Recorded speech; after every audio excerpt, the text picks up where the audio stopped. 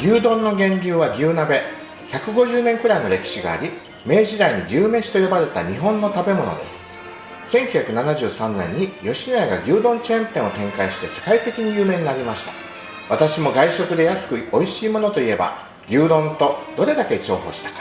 クッキングノートにはないレシピですので、私が研究して作ったレシピを番外編としてご紹介したいと思います。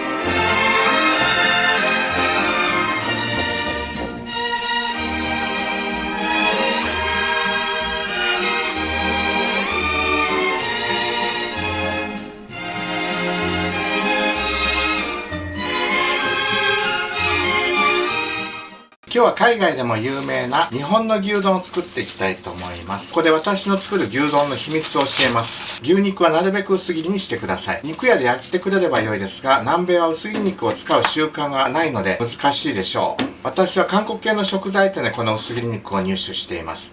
それでこのまま使ったら硬いので、青パパイヤの酵素を使って柔らかくします。タンパク質を分解する酵素のある果物なら何でもいいんですけども、キウイだと強すぎて肉がボロボロになっちゃいましたね。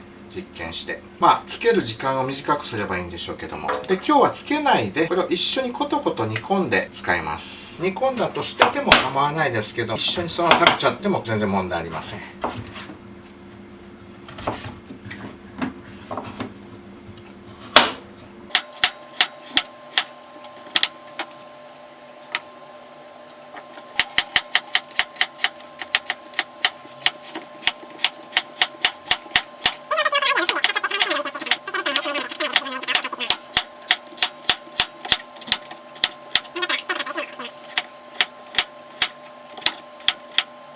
牛肉半分に切っておきましょう。食べやすく。これもアスカにあげる。アスカ、深手のフライパンか鍋にお水を1カップ入れます。だし汁のが本当はいいんでしょうけども、今日は楽して水と本だしを使います。本だし 10g ぐらい入れますね。まだ入れません。まずはひたひたの水で青パパイヤを入れて、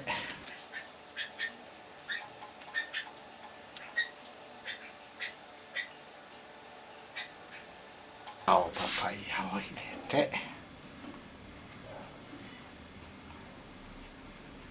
お肉を入れていきま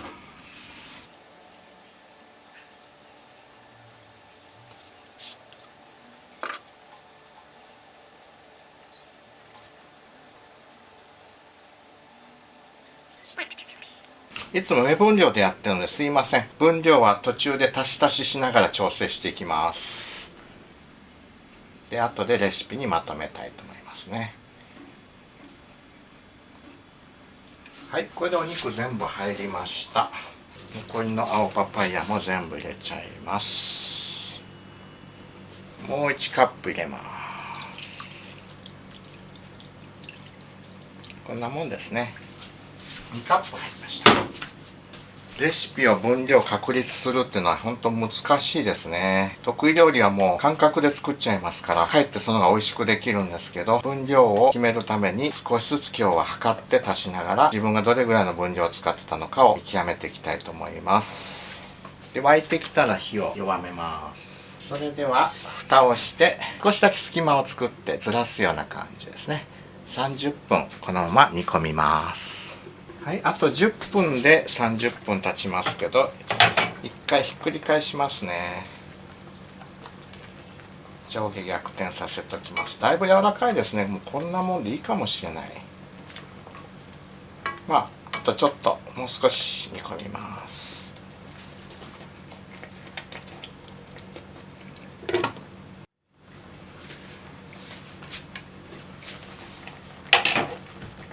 はい、それではアクを取っていきます。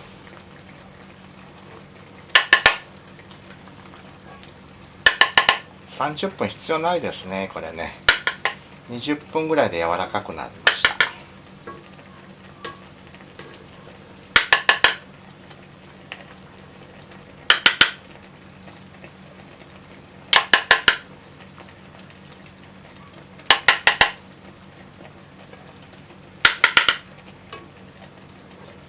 これをするかしないかでえらい違いなんですね、牛丼。ほんと脂身がもっとある肉が一番いいんですけどね、クッピンの薄切りも売ってます。それもなかなかいいですけど、クッピン油が多いと見た目には思うんですけども、あれ油じゃないみたいで硬いんですよね。だからやっぱりこの下処理が必要になります。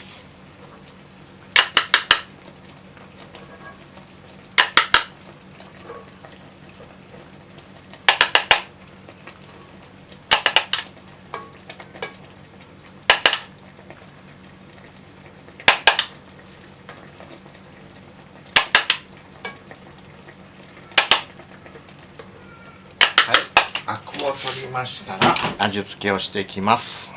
本だし 10g、 だし汁でやった場合はこれ必要ないですね。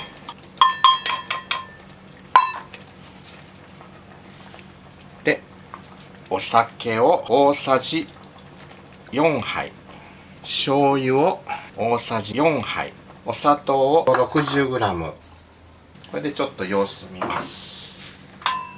大事なこと忘れてました。玉ねぎ入れるの忘れてました。今から入れます。 200g とりあえず入れましたけども、もう少し必要ですね。慌てて切ったのでとりあえず 200g、 はい、3mm から 5mm ぐらい幅ぐらいに切った玉ねぎですね。もう 200g 追加。玉ねぎあんまり早く入れすぎると溶けてしまいますので、10分ぐらい煮込んだら OK です。これで玉ねぎを下に入れましょう。で蓋をします。少し隙間を空けて、はい、牛丼だいぶできてきました。味も多分これでいいと思います。火を止めてご飯をついで牛丼をかけます。具をかけて、つゆだくがいい人は汁を少し入れます。紅生姜があれば上にのっけて、はい、牛丼の完成です。今日の牛丼はレシピを固定化するため分量を気にしながら作ったので、いつもの調子が出ませんでしたが、以下は食後の感想です。肉は柔らかくなり、90歳を超える私の母でも食べることができました。私の息子は日本人らしく生卵を乗せて食べました。つゆの味も調味料の割合としてはちょうど良かったですが、お肉に味が染みるためには調理してもう少し時間を置いてから食べた方がより美味しくなるでしょう。一旦冷ますとその時に味がお肉によく染みます。そして再度温めて食べます。そうすれば日本のなんとか屋の牛丼みたいに美味しくなると思います。